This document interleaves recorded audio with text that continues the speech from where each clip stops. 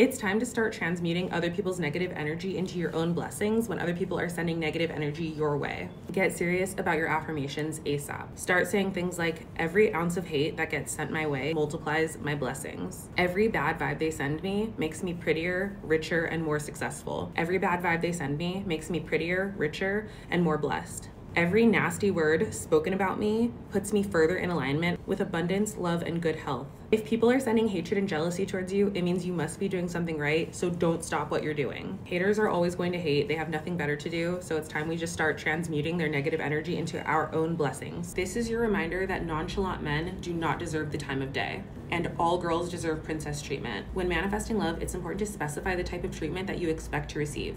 I was relentless in my scripting process about meeting a husband who would give me princess treatment, and that's exactly what I got. I never have to put gas in my car tank. He does that. I never have to touch a car door handle. He opens my car doors. I never go dehydrated. He always replaces my gallons of water. I never go too long without a fresh bouquet of flowers. He knows that I'm child-free by choice, and he would never pressure me to bear a child. He voted on the right side of history for my interests as a woman and as a Black person in America. He double taps every single thing I post on social media because he's my biggest supporter. I never feel like my words are deemed boring or irrelevant when I'm talking because he shows an interest in literally everything that I say and everything that comes out of my mouth. So again, this is your reminder that all girls deserve princess treatment, and this is something that you should specify during your manifestation process if you are manifesting true love. Rejection is always redirection, always. I went through 3 rounds of interviews with Sports Illustrated, including an unpaid writing test, and they also got 3 of my former editors and colleagues involved, where they made them hop on video calls to talk about me and discuss my work ethic. And after all of that, they completely ghosted me, acted like I never existed. They didn't send me any information to let me know that they had selected someone else for the position. Since they were such a big name, I definitely expected the decency of some professionalism, but that is not what happened. And then these headlines came out, which is just further confirmation that rejection is always redirection. Tree hugging will instantly raise your vibration because it connects you to the earth's natural healing energy. Trees are powerful as natural healing entities. When my mom had stage 4 cancer, she practiced Tai Chi, which is an ancient Chinese practice that allows you to pull healing energy from trees. Chinese medicine goes back about 4,000 years, and Western medicine only goes back about 300 or 400 years. It's extremely unintelligent to be closed off to Chinese medicine when it's been around for much longer, and there are tons of people who are closed off to it simply because it offers a more holistic approach. By the way, my mom is completely cancer-free right now. Hugging trees puts you in direct contact with their healing energy. Whenever I hug a tree, I feel like I'm getting high on something euphoric, and that is not an exaggeration. Don't knock it until you've tried it. We can't let our past trauma continue defining us. Imagine someone came into your house and made a huge mess by pouring food all over the floor and then they just left. Would you leave the mess there to rot because you expect that person to come back into your home and clean it up at some point? There's a chance they're never gonna come back, and your house is going to be left smelling rotten, attracting bugs and rodents, and just getting more and more disgusting. At that point, it becomes your job to clean it up because it is your home, it is your living space. As frustrating and sad as it is to say, it's our job to clean up and heal from the inner trauma that we have, even if it was caused by someone else. Otherwise, our souls will start to rot. Harboring anger, resentment, and unforgiveness for other people causes dis-ease in the body, which manifests as actual diseases in the body. Successfully manifesting every single goal on your list does not take away from anyone else's ability to achieve all of the goals on their list. When it comes to manifestation and the law of attraction, there is no overlap. Manifesting all of your goals simply puts you in a better position to be a generous person who can help other people achieve their goals. It puts you in a better space to help everyone around you. That's because it's impossible to pour from an empty cup. So when your cup is full and your manifestations have come to fruition, it's then possible for you to start pouring into others. It's a good thing to prioritize yourself and your goals, because the sooner you do that, the sooner you're able to start helping those around you. Some people have a blockage of guilt if they can call things into their lives while other people around them are struggling. But the reality is that when you are doing well for yourself, it's easier for you to help your loved ones. Tapping into your divine feminine energy can amplify how powerful you are on your manifestation journey as a woman. I personally love tapping into my divine feminine energy with pole dancing classes, high vibrational coloring, present tense scripting my dream life, writing congratulation letters to me from my future self, going to Pilates classes, getting my nails done monthly, getting full body waxes monthly, wearing pink all the time, treating myself to cute little drinks at cafes and coffee shops, etc. When people say they they want to manifest $5 million, they're actually wanting to manifest the feeling that would come along if they were to attract $5 million.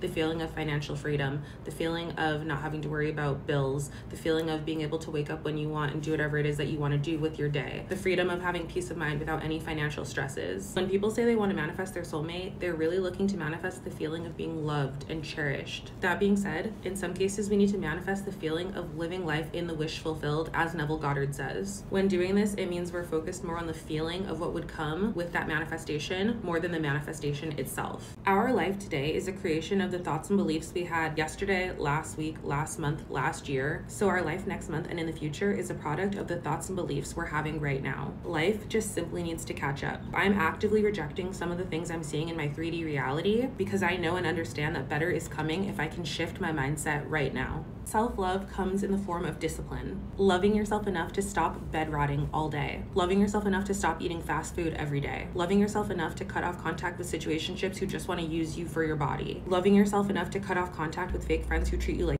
loving yourself enough to get up and hit 10,000 steps every single day, or whatever it is that you might be avoiding due to a lack of discipline and a lack of self-love. I'm reading The Let Them Theory by Mel Robbins, and on page 181, she says, "The warmth you offer others will always find its way back to you." That statement is really powerful to me because it's a reminder of how important it is that we think about creating good karma in our day-to-day existence. I will never be gaslit into thinking that my ambition on my spiritual journey is a bad thing just because other people might not understand it.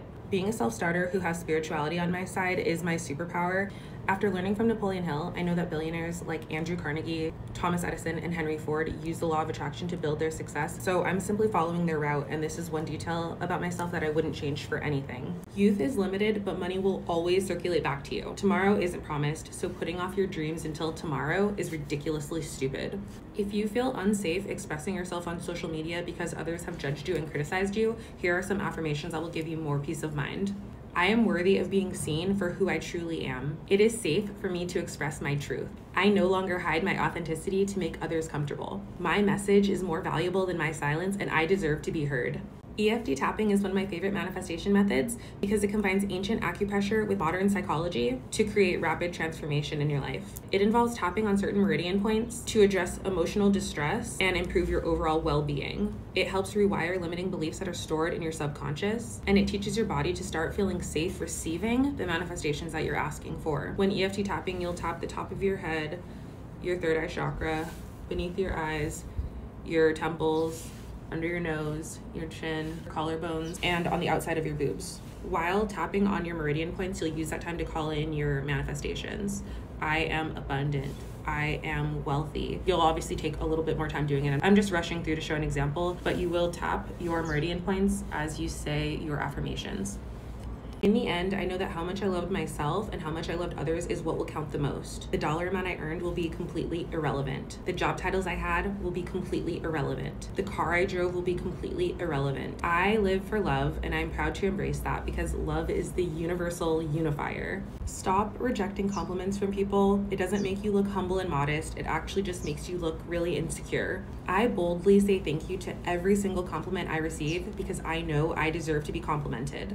My internal confidence backs me up enough to do so. When you truly start putting self-love into practice, you will easily be able to accept compliments instead of constantly denying them and shutting them down.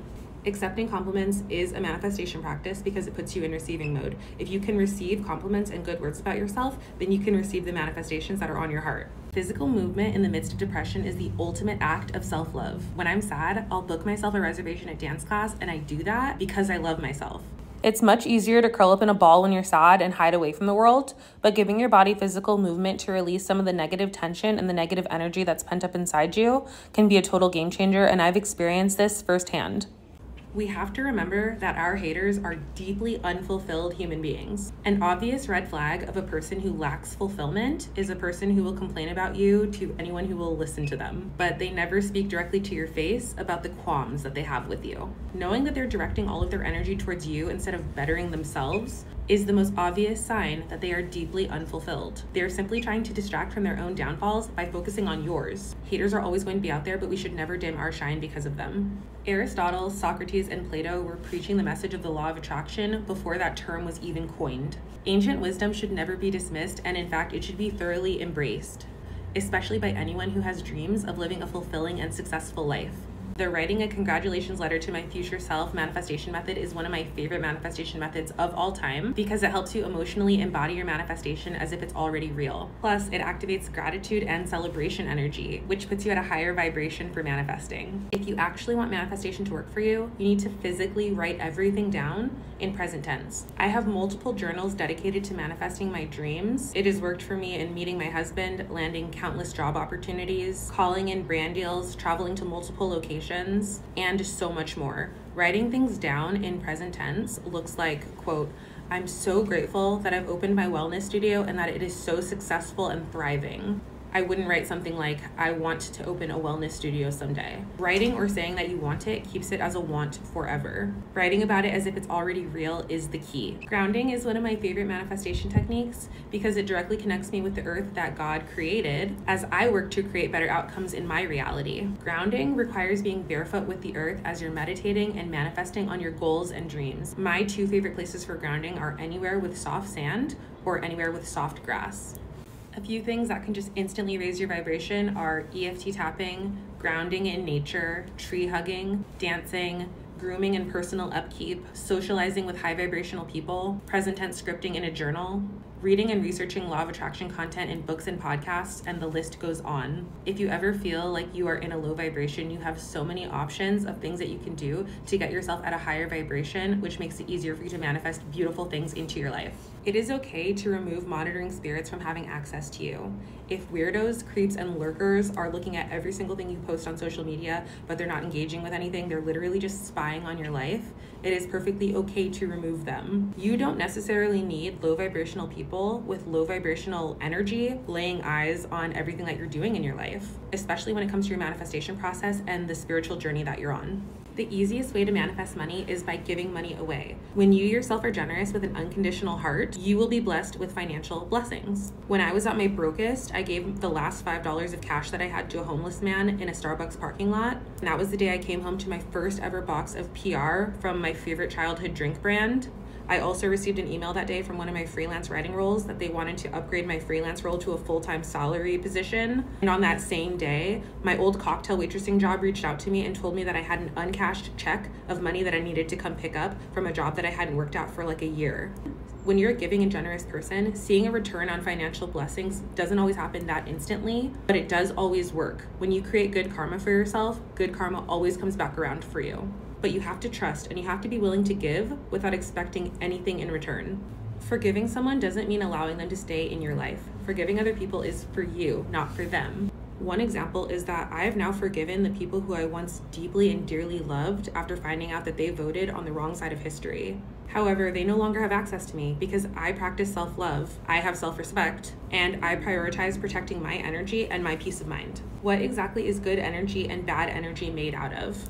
Good energy is made out of love, joy, peace, patience, and kindness. Bad energy is made out of strife, bitterness, envy, anger. In case you didn't catch that, all of this is biblical. Good energy is what's described as the fruits of the Spirit of the Lord. Bad energy is the seed of the demonic. Operating in good energy, aka operating at a higher vibration, is what leads to a happier, more peaceful, more fulfilling life. Operating in bad energy leads to depression, anxiety, and suicidal thoughts. Practicing self-love means surrounding yourself with people who you can share your wins with. People who are comfortable settling in mediocrity will never feel comfortable watching you elevate. If you're growing and they're staying the same, what else would you expect to happen? This is why people who are on spiritual journeys often continue elevating and outgrowing certain people around them who are unwilling to grow spiritually. When you find yourself dimming your shine for the comfort of others, or dialing back your successes because you don't want others to get mad or uncomfortable, you are in a losing situation. Practicing self-love means you're surrounding yourself with people who want to celebrate your wins with you. They're happy that you're growing and evolving because they're growing and evolving too. Be very wary of people who want to judge you for trying to manifest greatness by telling you to just be realistic. I'm sorry, but what if my reality looks different than yours? What if my baseline for what's realistic is different than yours? Stay far away from people who are constantly in a state of self-destructive chaos. People who are stuck in a victim mentality, people who are incapable of mastering self-awareness, or people who are unwilling to take accountability. Energy vampires are draining, and those are energy vampires, and they should not have access to you.